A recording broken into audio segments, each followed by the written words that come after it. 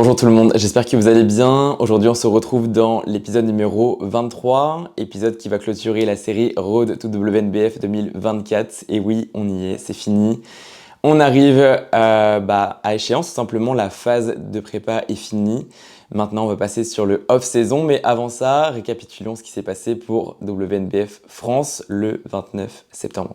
La Peak Week démarrait le 23 septembre. L'idée dans cette phase, c'est vraiment de proposer au corps un maximum de récupération. Donc diminution du cardio, diminution du NEAT, recharge au niveau des glucides pour que le physique puisse se ressourcer un maximum. La seule chose qu'on a changé par rapport à Belgique, ça a été la recharge qui a été trop faible en Belgique. En Belgique, on a fait une recharge avec l'équivalent de 3300 calories. Alors que pour WNBF France, on a rechargé jusqu'à l'équivalent de 4500 calories. Est-ce que c'était suffisant? À mon sens, non. Cela dit, c'est fait, j'en tire des leçons. Et à mon avis, les prochaines recharges seront tout autres. Au niveau de la compétition en elle-même, le déroulement était juste parfait. J'ai concouru en cross-catégorie, catégorie bodybuilding et classique. En bodybuilding, je me suis fait exploser. Il y avait une pro-card à gagner, il y avait énormément de niveaux. J'ai pas passé un bon moment du tout, à part pour le pose down. Et ensuite, en classique, j'ai réussi à décrocher une 6e place sur 14. Ce qui fait que, effectivement, j'ai pu m'amuser un peu plus. J'avais beaucoup plus de temps pour moi sur scène et j'ai pu vraiment apprécier le moment par rapport au moment où j'ai concouru en catégorie bodybuilding. Voilà pour les résultats officiels de la compétition. Maintenant, si on revient sur mes propres objectifs initiaux vis-à-vis de Belgique et de France, on est complètement dans les clous. Belgique, on a apporté un premier package qui était complètement ok, pas assez conditionné, et pour France, l'idée c'était de faire mieux, c'est ce qu'on a fait avec un poids le plus bas pour France et une recharge beaucoup plus intéressante, encore une fois qui à mon sens aurait pu être un peu plus poussée. C'est comme ça. J'ai réussi à sortir mon meilleur physique, j'ai fait ce qu'il fallait faire, j'ai fait le job, franchement j'ai zéro regret. Donc non, pour le coup, c'était une première expérience de compétition qui me donne qu'une envie, c'est de retourner au charbon en off-saison et voilà, construire un maximum de tissu pour revenir sur scène dans 2-3 ans. Clairement, c'est un processus qui m'a apporté énormément sur le plan psychologique. J'en ai appris énormément sur moi, j'ai pu me poser pas mal de questions sur ma vie perso, sur ma vie pro, sur plein de choses. Choses qui seront en partie partagées à l'avenir puisque je vous réserve du contenu de manière imminente. Je vais vous en parler brièvement après, mais voilà, pour vous dire que la prépa, ça m'a apporté énormément sur le plan perso comme pro. Et ouais, franchement, c'est un processus que je souhaite à tous et à toutes, du moins tous les passionnés et tous ceux qui ont envie de découvrir ce qu'est une prépa, au-delà des résultats que ça peut apporter sur l'aspect physique, sur l'aspect mental surtout. Franchement, foncez. Ça va être dur, mais c'est vraiment dans cette difficulté que vous allez apprendre sur vous et que vous allez vraiment vous recentrer sur les réelles choses importantes de votre quotidien, ce qui compte réellement pour vous. Voilà, vraiment, c'est juste un excellent process que je vous souhaite. Vraiment, vivez-le à fond, vivez-le pour vous et surtout pas pour les réseaux. C'est vraiment le plus gros conseil que je peux vous donner. Voilà pour WNBF France. J'espère que vous ne serez pas frustrés de la manière dont je résume la compétition. Mais voilà, pas grand-chose de plus à en dire. J'en ai déjà dit pas mal sur Insta. On va à présent passer sur le Q&A d'hier que j'ai posté sur Insta, dans lequel je vous demandais de me poser des questions vis-à-vis de la prépa, du post-prépa, de la compétition et des projets notamment à venir. On commence avec la première question qui est le plus revenu. Est-ce que j'ai changé de coach? Évidemment que oui, plusieurs choses m'amenaient donc à faire ce choix. Des raisons qui resteront purement personnelles, je n'ai pas à détailler le pourquoi, du comment, j'ai pas envie de faire de drama. Ce qui devait être dit a été dit à la personne concernée. J'ai changé de coach, c'est tout ce que vous devez savoir. Je reste toujours inspiré par mon process et encore plus maintenant depuis que j'ai un coach qui m'inspire d'autant plus par sa vision, par son travail et puis voilà, c'est un coach que je suis depuis longtemps. Pour les curieux, c'est AJ Morris, donc c'est un anglais. Mes feedbacks vont être en anglais, ma communication va être en anglaise et voilà, jusqu'ici pourquoi je n'ai pas été coaché par lui, parce que peut-être que je n'osais pas franchir le pas tout simplement parce que lui il est anglais et moi français, mais je me dis que voilà, c'est un coach qui m'inspire tellement depuis si longtemps.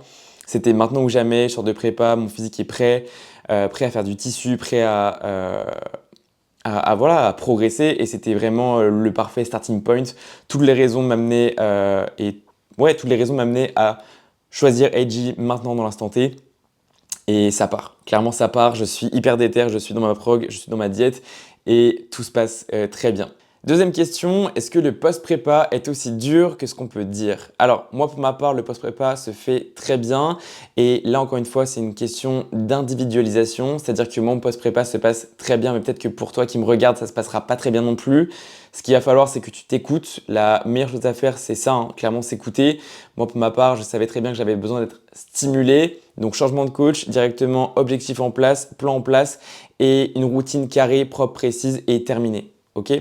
Certains auront besoin de lest, certains auront besoin de partir, de vacances, de sortir de plan. Enfin, bref, il y a plein de solutions. Il faut juste trouver celle qui te conviendra et vous conviendront. Moi, j'ai trouvé ma solution, c'était d'avoir un plan directement. Et voilà, pour ma part, ça se passe très bien, pas de craquage alimentaire. La seule chose, c'est que quand vous autorisez des restaurants, vous culpabilisez un peu ou vous avez peur de prendre directement du poids. Mais ça, c'est quelque chose qu'il faut accepter. Moi, aujourd'hui, je suis à 74,6 kg, soit plus 3 kg post-recharge, ce qui est complètement OK. Mes objectifs sont clairs, nets et précis pour mon off-saison. On en parlera à l'avenir en vidéo. Mais voilà, pour le coup, ça va dépendre de chacun. Et pour ma part, non, le post-prépa n'est pas du tout difficile. On finira avec cette dernière question qui est très générale, qui regroupe toutes les autres que j'ai pu recevoir à côté. Cette question est très simple. Et maintenant, quoi?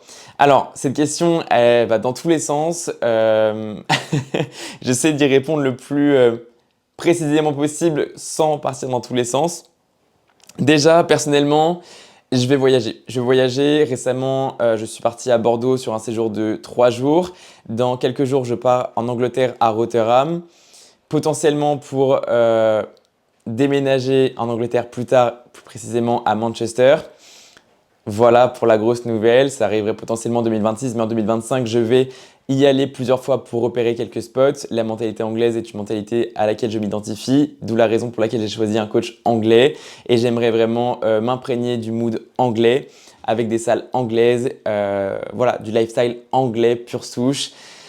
Voilà, bref, ça c'est vraiment le gros projet sur le plan perso. Et pour ce qui est du plan pro, il y a des décisions que j'avais prises en 2024 qui vont être revues, notamment la création d'une équipe de coach.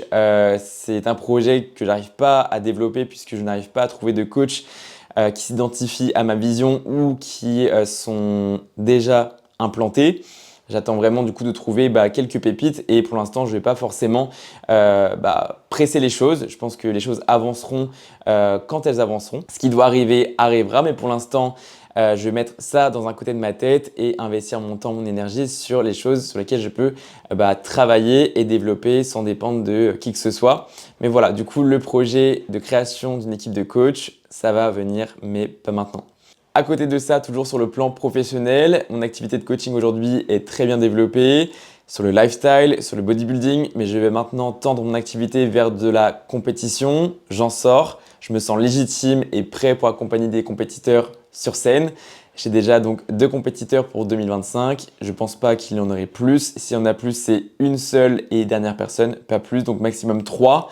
J'en ai déjà une pour 2026 sûre. Mais voilà. Pour 2025, j'ai 3 personnes, 3 spots max, il en reste 1. Et à mon avis, je resterai à 2 parce que voilà, je veux vraiment partir avec des personnes que je suis depuis un certain temps. Je trouve que c'est très important. Ce sera donc pour ceux qui connaissent Lorella et Valentin, pour ceux qui me connaissent depuis Insta, pardon, vous les voyez régulièrement en story. Dernière chose et pas des moindres pour moi, VL Coaching c'est fini, mais VL Coaching naît sous un autre nom qui est Our Vision. Pour moi, c'est logique. Mon équipe partage la même vision que moi j'ai du bodybuilding, du travail, du respect, du partage, sous l'exigence et la bienveillance. Pour moi, c'est logique. VL Coaching, c'était, je vais pas dire claqué, mais c'est mes initiales plus coaching, c'est pas recherché. Et voilà, pour le coup, tout le monde s'appelle comme ça, les initiales plus coaching. Et moi, je voulais vraiment quelque chose qui réunit une équipe en fait, qui rassemble. Et Our Vision, c'est notre vision, c'est notre projet ensemble et un projet qu'on mènera à bien.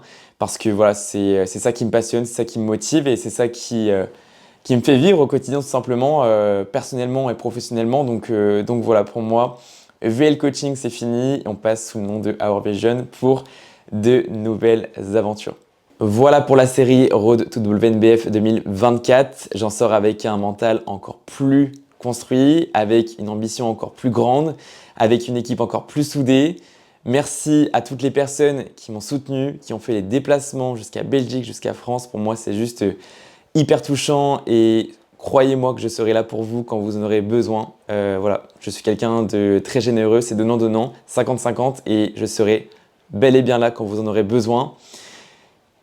La semaine prochaine, je pars donc en Angleterre, vlog qui sera disponible sur YouTube à l'avenir. Je documenterai mon off-saison, j'espère le documenter au mieux. C'est quelque chose que j'ai envie de faire, que j'ai envie de partager en ayant un contenu beaucoup plus spontané, moins travaillé, mais tout aussi qualitatif. Ces vidéos avec du recul sont assez monotones depuis que Shaima m'a laissé un petit peu de côté parce qu'elle a eu son déménagement aussi. Mais voilà, je constate et je sais que ces vidéos en facecam, gros plan comme ça, sont un petit peu longues. Mais c'était le format, c'était voulu. À l'avenir, il y aura du vlog beaucoup plus dynamique, beaucoup plus interactif et beaucoup plus riche en informations puisqu'il y aura du conseil, il y aura de l'action et il y aura beaucoup de partage. À très vite.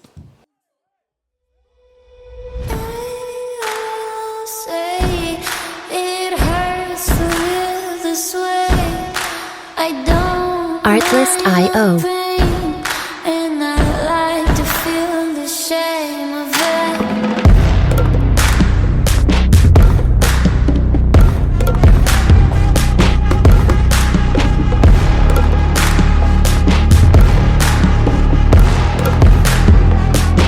Music licensing reimagined.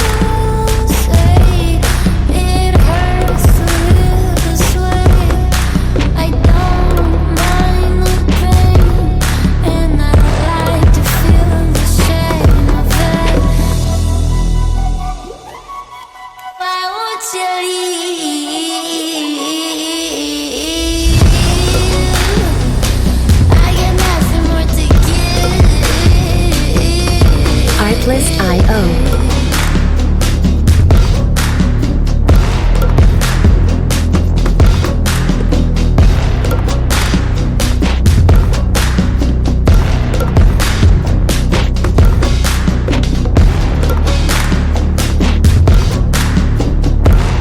Music licensing reimagined.